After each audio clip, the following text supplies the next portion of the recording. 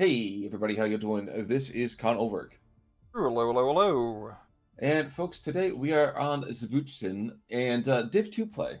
But we've got some really interesting things going on. What's going on, sir? Oh, and left hand side in blue, we have YUYU playing Raimo Rapana, because I cast anything which has Finland in it. He is playing V for Victory. And right hand side in red, we have Luna, I've raised using the King name. They're playing as a balanced income 4th Monday. And you know what? I think you're absolutely right. Whenever there's any kind of Finnish material, I am already there to kind of just really, really enjoy it. But I think V for Victory, that was an economy that they implemented a while ago. We haven't seen it in forever and a day. Yeah, it's not a very popular one because it just gets stomped by Maverick, and Maverick is the way to go. Usually people prefer to play balance as it's a bit more stable, but the Evil Victory is interesting, as you have to play decent in A phase, hold through B, and then, you rejuvenate into C phase here. But the funny thing about it is that I think that was going to work really rather well against the Finnish because the Finnish, when you're looking at them, they are, solidly infantry overall. So what's the deal with this? Why play a B phase that might be a little bit lackluster against a fourth Munted against when you're finished? Aren't they kind of falling off as it gets later and later? I think it won't be too bad here for the Finns V for Victory, more so that the units are really cheap, they don't have anything expensive, so you kind of just already plug the front line of all your cheap dudes to begin with, and we've seen early on the Finns trying to make a push for the southern side, but getting blapped by a whole heap of Romanian / German aircraft coming in for the kills. Yeah, there's that. There's also too like we just saw we had this field gun getting absolutely murked by just snipers and more snipers. And oh yeah, a 75 mil. So it's one of those moments where the Finns lost one of their three artillery pieces to just crazy amounts of sniping. Yeah. I think it's going to be, as we're seeing, a kind of slow opener from both sides, as neither side has a whole lot of armoured vehicles, or good armoured vehicles, early on here. I mean, Luna has been able to get a very good foothold into the central town, but hasn't been able to really solidify that defense yet. It's mainly just a lot of snipers and a few small infantry squads. Exactly. Exactly. Now, a couple of early anti-air, which I think is probably a good idea since you've already seen 4 or 5 airplanes in the first 3 minutes of the game. But it's just a 20 mil, just to kind of say, hey, I see you up there, kind of chilling, doing his thing. Down to the south, we are seeing not a full push. More like we're going to take Sherwood Forest for ourselves, or whatever passes for that in Romania. And I don't really know what Sherwood Forest would be in Romania. But I know it'd be scary and probably full of a lot of dead Turks. Yeah, yes. But no, it's a very important hill down south here for Luna to put the pressure on. Because if you can hold onto that little forest position on that hill, then you can usually just capture the flag, and then you just kind of force everything into a CQC fight. And especially as the Romanians with some pretty damn good CQC troops even against the Finns, that's the sort of engagement you want to be having here. And that also stalls any other further pushes down south.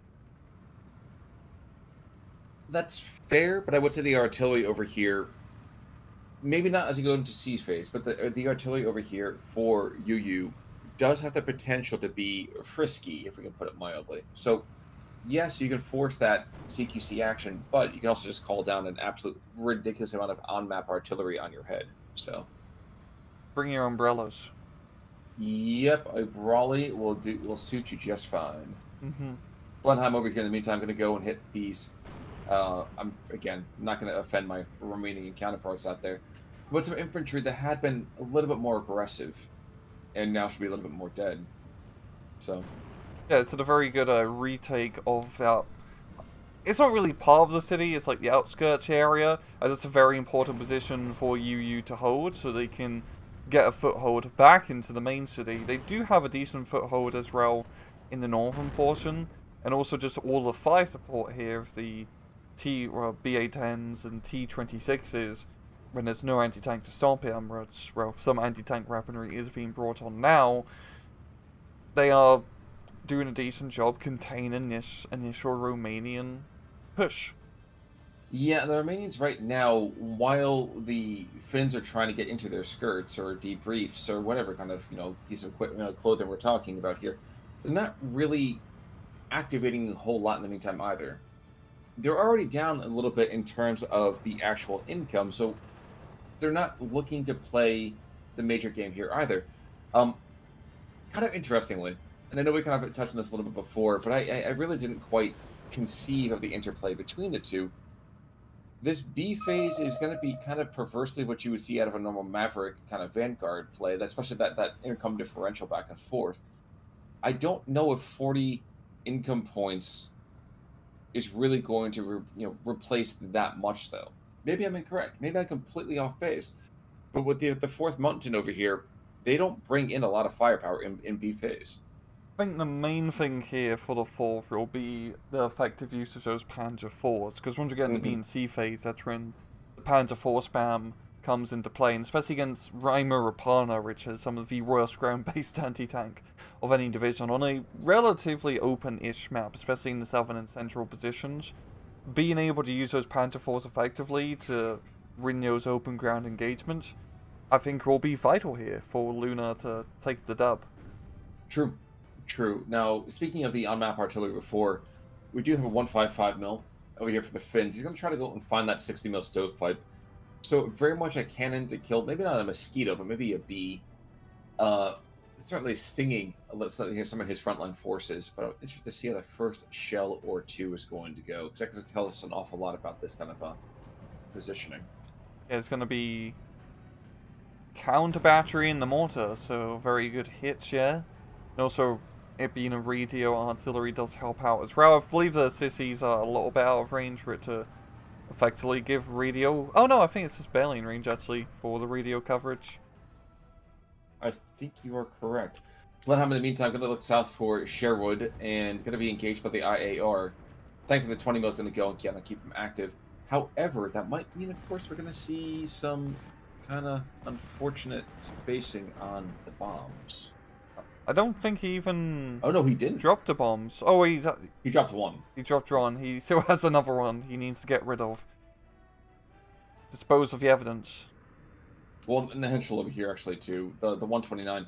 He actually does have enough firepower to take him out. There's enough ground fire, I think, to kind of cause issues here, too. So... I also want to take our attention a bit up north, because there has been stuff developing here. YUYU has been able to get a foothold into his position, that all-important flag on the crossroad. This northern part of this map has always been interesting, because, especially for the Finns, it's a good place to push, because CQC, forests, all of that stuff. But there's not a whole lot of flags to really take advantage of, and, well, they're pretty deep into enemy territory, especially at one deep in the forest. I'm kind of happy you made that comment. The other thing that I was actually noticing while you were even observing about that is there's been a lot of air power on both sides. The funny thing is that the Finns, who I did not expect to see all of that air power from, well, there's been almost constant Blenheims. Yeah. Almost constant. Like Germany in, like, 1940. Well, the funny thing is, if you look back at their deck, they actually have the potential to bring in 32 aircraft. Which is absurd, because, like, you didn't think there were 32 aircraft in all of Finland today. So the breadth that we're going to be potentially seeing here, we see PE2s with rockets, we could be seeing JU-88s, we could be seeing Hawks. Like, there's so much junk that we could potentially be seeing that I'm really quite fascinated by this. Yeah, like, the lack of tanks in the save phase has been very interesting, because you've just seen people really invest heavy on both sides into that air power, because it's, it's a, I don't know, flying tank, but it's a decisive unit, which can use to bomb, key targets, and then you can push on through with the infantry. I mean, you could also potentially see artillery spam from both sides. It would have been the second expensive option for them to start investing in, but especially in A phase, when there's not a whole lot anti-air on the field, you might as well exploit with the aircraft. Well, that's what we're seeing right now. So you saw the Blenheim down to the south. This continues to push out this Romanian infantry pretty consistently. The only thing I think I'd like to see is to see the 155 maybe put a little bit of supportive fire, because that one Jakari is not going to be able to hold the line. He really needs some more infantry to counterattack so he can solidify a forest once it's been bombed to bits from the Blenheim. Then again, there's a 122, and I don't know what the 122 is shooting for. Oh no, he's going for the 47 mil. Okay, I approve. Well done. Count those anti-tank guns. We also got Indeed. the DO-17 just flying around, doing the rounds, probably getting some very good spots, yeah. And also the JU-88 going for the anti-tank gun. The first of many, I would imagine. I mean, he can get 4 here, 4 later. Oh, sorry, 6 later, excuse me. And the anti-tank gun really shouldn't survive this. Yep, there we go. Absolutely blapped here. It's actually quite interesting seeing how Luna has been able to hold onto his town with really not a whole lot of infantry. They've been quite spread out, but at the same time, YUYU does have a decent amount of troops, but we haven't really seen like a major decisive push to his town. It's been a very skirmishy match, like very spread out for this first 10 minutes. I'm more amused by the fact that now we have triple Mirbo Wagon coming on in. Oh. Yeah. Oh, wow. That's... Yeah. He's not messing about the air game any longer. And it makes sense as to why he's doing it. By the way, 3 Pioneers finally being brought in down south to support that rather overwhelmed Jakari. But, yeah, bombing in the center, not going to happen for a bit of time. And I think that's when we're going to start to see 155 artillery try to snipe or at least suppress that mobile anti-air. That's going to be critical, because if the Finns lose all their aircraft, they're kind of buggered. They don't really have any ground-based weaponry to fight effectively. But at the same time, it's going to be hard for them to be counter-batteried, because, well, those mobile wagons, they're mobile. And if you just do the lawless bit of micro, they're going to be fine. Tries to kind of ask the question, if they can somehow force a breakthrough with their light vehicles, whether the T-26s or the BA-10s, maybe that could be enough. Maybe. Like breaking through the rear line and try to kill the mobile wagons. That'd really be his best bet. But especially right now, without a whole lot of information of what's exactly in the town and having to drive through a town, I don't think he's going to be doing that until he actually clears it out first with the infantry. They've seen the mobile wagons making themselves heard, just blapping everything out the sky, or forcing it away from the sky. Well, and the 155s are already kind of starting to engage, but expertly redefining and just repositioning. Really, really love that. Yeah, you pretty much want to keep those guys constantly on the move here. Returning our thoughts to the north real quick before that artillery starts to kind of come down. T-26 is going to engage these Venatori de Monti, and the Infanteristi is going to run afoul, actually, of some Jakaris. So, while the Romanians are trying to take back some of this territory, I don't know if they're really in the best position to do so. Yeah. In fact, I don't think so at all. At the same time, up north, if YUYU does decide to push, I feel like they're going to overextend themselves quite a bit, just trying to get that one flag in the forest. Really, the best thing you can do in that northern side is secure that far northern flag, which he already has, and then just try to get that little farmstead where the Venatori sniper squad is, and just use that as a, you know, an actual of being able to put some pressure from the north down south. Well, I guess the other kind of funny thing here, too, is that the Venatori Cecitare are basically just snipers holding back the entire Finnish army. So it's kind of like the Winter War on the other foot. Yeah, honestly, both sides have the sniper spam. Like, Romania just has just as many snipers, really, compared to the Finns here. So this is like a Modern Warfare 2 lobby. Yes, yes. All 360 no-scopes, and nobody uses anything in close combat. Yep. If you hardscope, you're filthy casual.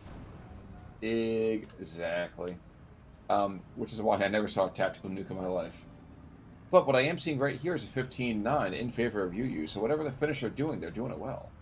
Yeah, he has been able to play the flag position very favourable to advantage, even into his B phase when they're low in the income. But we are now starting to see the Panzer IVs are being brought onto the battlefield. And I think this is where it's going to get quite critical here if YUYU can knock them out or not. He does have the air power. Seeing the southern run is going to get visited will the rockets connect? Well, They do. the answer to well, oh wow.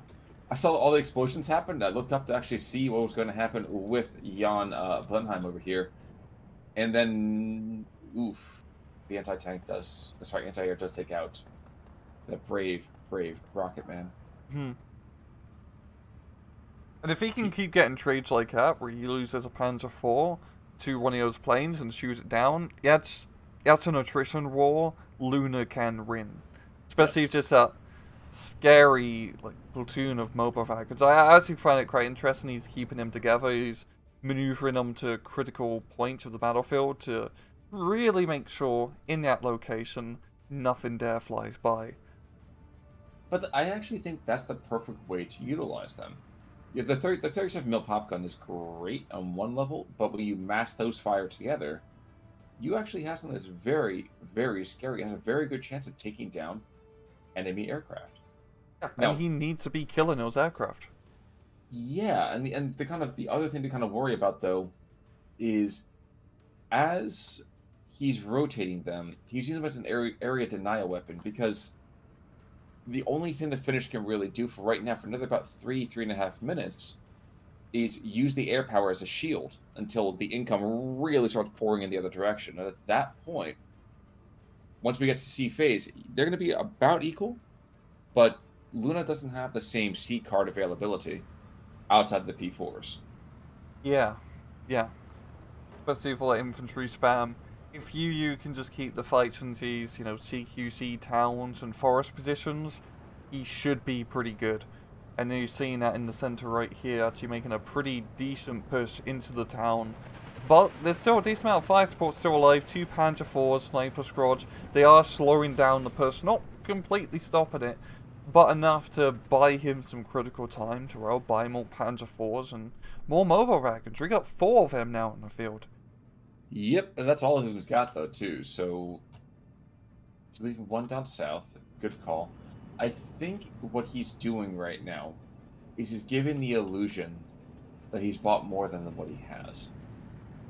I don't see Luna really taking a look at this and saying, "Oh yes, well, I've gone and bought a single mobile wagon."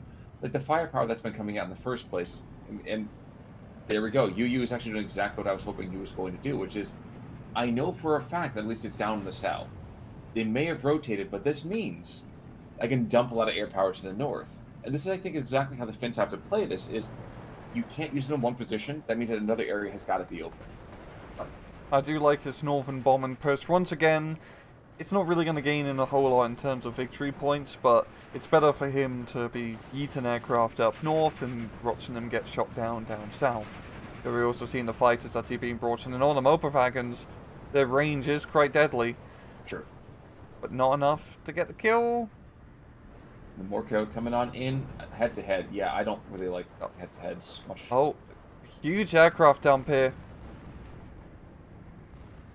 Blenheim going in. This is actually not the super scary Blenheims.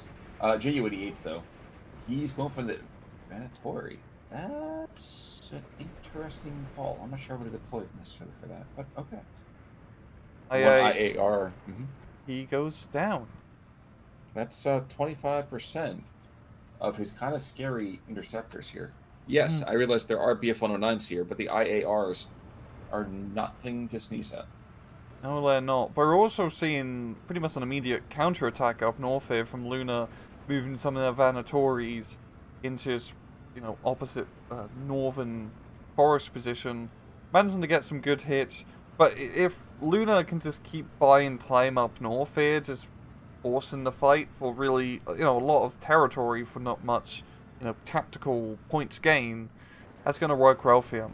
Especially if it's +1 point leads. If he can keep it, yeah, that's only 16 minutes. He has a good amount of time to build up that scary tank force. But the question is, has he been doing that? So has he done that? And the answer right now is he really hasn't. Like, try to count the number of P4s on the field. I see 2. That'll be a third one. But yeah, you're right. Yeah, it's not a whole lot of Panzer IVs right now. Both sides, just continuing to invest in the air war here. Well, and I think part of it too is that he's panicking a bit because I think he sees the same thing that we've been seeing, which is the Finns are controlling the ground game. For me to get through that, there are choke points I have to fight through, so I must use infantry. The problem is that if he doesn't save enough infantry later on, when his tanks come through, it doesn't matter how badly he can outgun. The tanks have to get close enough, and at that point, Panzerfausts are very good, and there's 54 infantry that is waiting to be poured in right now. Yeah, yeah. If you can just keep his infantry meat grinder going in the center, they should be, able to just hold and bleed out the Romanians so they can get some favorable peace deal. Worked for him before, Yes. maybe it can work for him again. There's a piece of me that's now racking my brains to think whether or not the Romanians and the Finns actually ever fought one another. No, Yeah. way too far. The Germans and the Finns fought after they signed a peace treaty, which must have been really awkward. Like, hey, can you get out of Lapland, please? No. Well, we're going to use these Panzer IVs you gave us to kind of evict you now, so... Thanks for the aircraft support and all of that, but we kind of want out. Well, that's the thing. It's like, oh, shoot. Oh, I'm sorry. We called takesy-backsies. And you're like, no takesy-backsies. And you're like, but my shoes were crossed because I tied my shoes. JU-80 is almost for sure going to go down. It's going to be engaged by 4 separate Mobo Falcons. Smoking from one, and like my mother always told me, when you're smoking, that's a problem. Yep, he goes. Yeah, it's slowly but surely riddling down the Finnish air defense, or this air force in general here, and that's going to really limit their long-range firepower. I mean, you're seeing down south infantry pushing out in the open, but there's not much ground-based fire support to actually support the infantry, and they're just slowly getting blapped here from, well, actually a lot of snipers. Well, I'm going to give you a yes-but answer, because those are the best kind. Yes. But he doesn't have to win a month-long war. He just has to last another 13 and a half minutes. And that's going to be the question. And that is very much the question. The only answer I can give you is I have absolutely no idea whether this is going to happen, but I'm definitely kind of almost rooting for the Finnish to put the final nail in the coffin here. Yeah, because we've seen like small, stabs into the front line here from YUYU, but they haven't been able to make really much progress anywhere. But they haven't also lost a lot of territory either. Like the center has just been an absolute meat grinder, but they still hold the core central part of the town at least, which is good terrain for them. And then up north, it's just, once again, a meat grinder. If they just play defensive, they should be able to hold. It's going to be, really on to Luna here to try to make a decisive push somewhere. And while they've just, apart from all the aircraft investment and anti-aircraft investment, they don't really have a whole lot of, frontline troops in a decisive, formation to make a major push. True. True. And I'm wondering, not that the Finns themselves are going to be really that deliciously deadly behind it, but he is slowly building a bit of a scratch assault team on the northern edge of the map. Southern, not so much. Southern, we're going back to Blenheim just to kind of go and continue to hold the line. Mm-hmm. And he's throwing in enough air power that he's going to lose something. I still think it's a JU-88, which again, I would much rather lose the Blenheims than lose the JU-88s. That's just me. No, it's you definitely don't want to be losing those JU-88 to Blenheims. More just to pepper the front line here. And we're seeing both of them do get the bombs off. I think Messerschmitt might be able to shoot down one at least. For sure. He does. JU-88, I think, does get away. I don't think he got his munitions off them. And looking down to the south, he got what he needed. He was able to force back that P4. Yes, the P4 still going to be able to engage an awful lot from distance. But he's winning these moral victories. We have pushed him back for now. We've pushed him back for now. We've pushed him back for now. And that's going to be the constant thing. He can lose people. He can lose a lot of people. He just has to lose people at the right pace, so that way Luna can't get what he's hoping for out of all of this.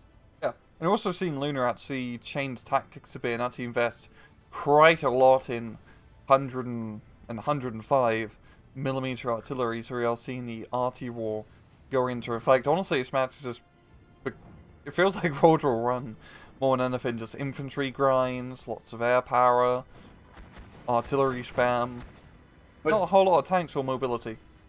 But that's honestly exactly how you need to respond to this.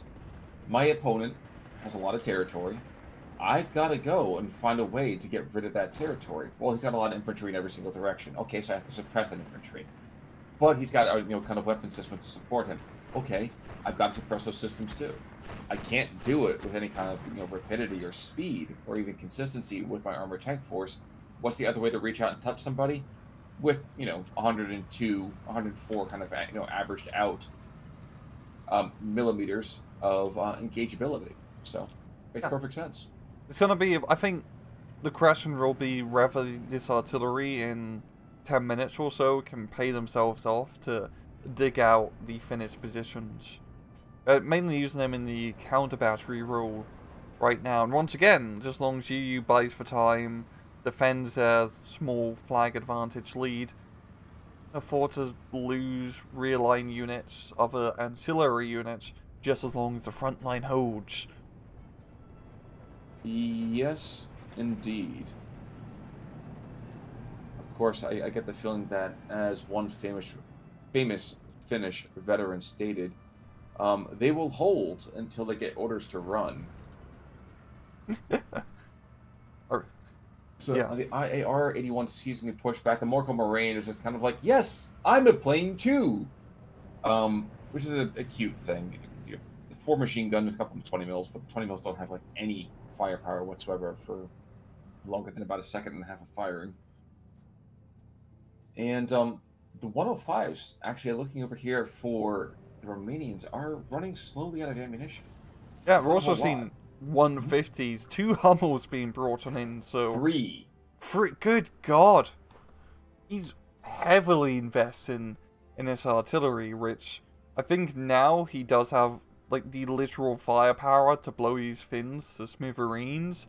It's about getting enough frontline units in a cohesive formation to actually push through the craters that he's going to be making very soon.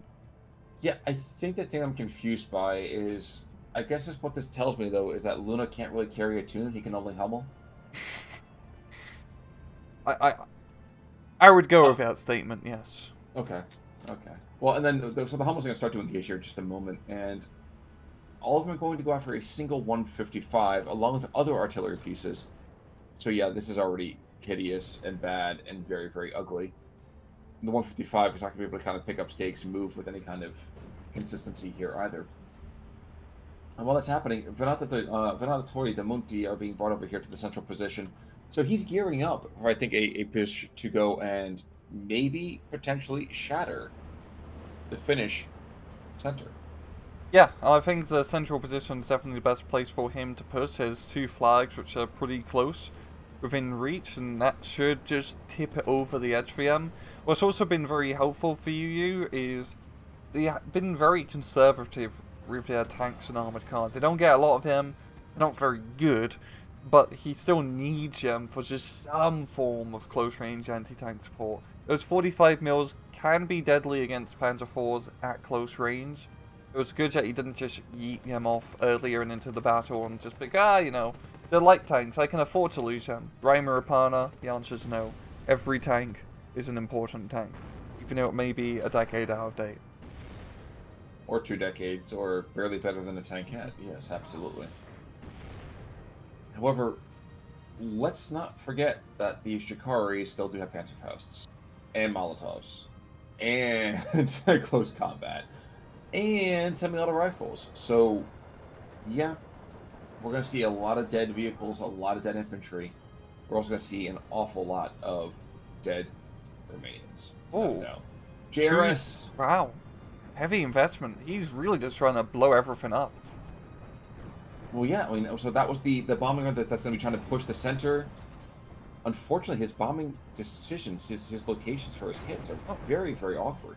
Yeah, it's really more hitting the rear line, yeah, just clearing out that forest and that like front end town position and he is now starting to make the push, but now as an infantry division, he's slow, he's steady, he's not going to gain a whole lot of ground in this short period of time, which will give YUYU time to bring in those reinforcements.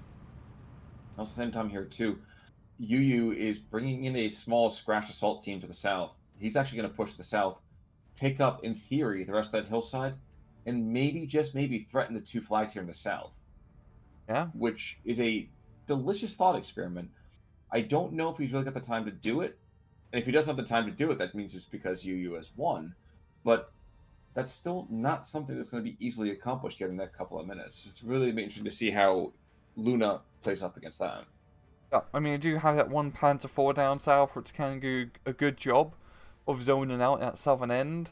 But it's only a single Panzer IV. He can only Panzer IV so many things. Oh, Blenheim up north getting very deep into Munter lines and taking many mobile wagon shots. I'm actually surprised the mobile wagons have as much firepower as they do. It feels like they've been firing almost constantly. They get another kill though. VM. And we're seeing, yeah, the Radziwiłłki being brought into the center here, and there's just pretty much been enough time where Luna hasn't been able to really gain that much front line in this, opening he had a minute or two. So these Radziwiłłkis should be able to come in and plug that gap, and once again, it's just buying time. And now we get to 4 minutes 30 seconds-ish. It's going to get pretty tight here for Luna. Very, very, but we're also seeing Munti moving northwest into that northern kind of third of the map, and they're going into basically what amounts to a concealed ambush. So getting forced to kind of dismount early, and that's something, that's speed that you can't be losing at this point as the Romanians are running out of time. Time is really not on their side. Well, they're flirting with picking up another flag here in the center, and I say they, I mean the Finns. Kaivari is being brought on in. Heck, we have the commanders even almost close to the front lines. So I'm impressed. Yeah, I'm impressed. Just plugging in those lines. And honestly, at two C-phase cards of infantry here for you, definitely been quite helpful. So you can just keep throwing in a bunch of cheap dudes, and of course with 160 income every minute, you can buy a lot of that infantry. Exactly. You may not have a whole lot of troops left in the country after the fighting, but for a few minutes it will be enough. That's a future problem. Exactly. Let the next administration deal with that. Meanwhile, some of those brave snipers who have been so active throughout pretty much the entire game, I think we've seen every single card of them being brought on in. At long last, they're going down. They're going down, and we're down to just under 75 seconds, as the Finns mount a last kind of desperate attack just to kind of continue to hold their lead. Yeah, just trying to gain a little bit of extra ground to make it even harder for Luna to do a counterattack. No, you're actually getting a +2 point advantage here, and the problem I'm seeing here is that I think Luna invested a bit too heavy into the rear line support. They have a lot of artillery and they're winning the counter battery wars, but they're losing the front line. Yes, there's hindsight 2020. Unfortunately, artillery accuracy maybe isn't 2020, but I'm feeling that might have been the one thing they could have done a little bit better. And I talked about this over here on Tuesday with a different kind of concept, but very similar nonetheless. Using artillery as a rolling barrage, as an impromptu off-map.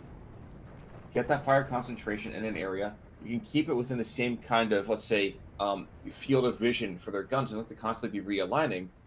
But you're hitting a certain position. Make that Schwerpunkt kind of idea. I think we could have seen a very different kind of process over here after that artillery.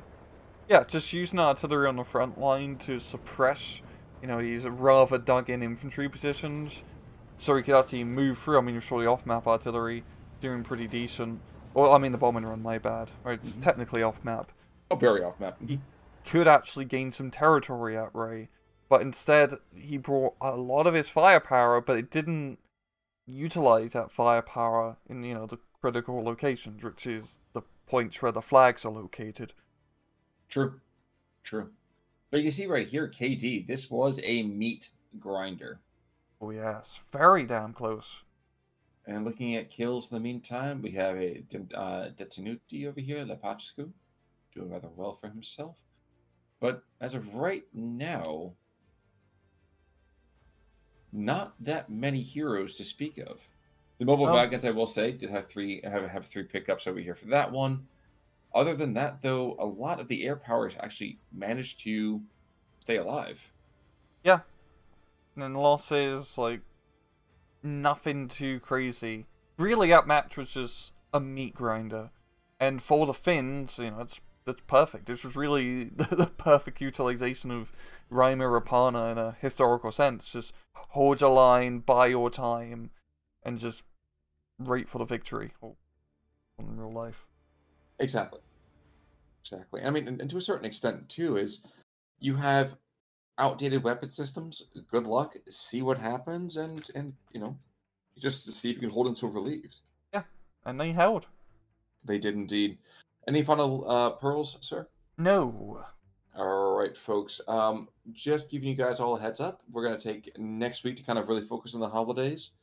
So, for those of you who celebrate Christmas, a Merry Christmas. For those of you who are coming off maybe Hanukkah, hope you had a wonderful Hanukkah. And for those of you who celebrate everything else, nothing but the happiest and healthiest. We will see you guys all in 2023.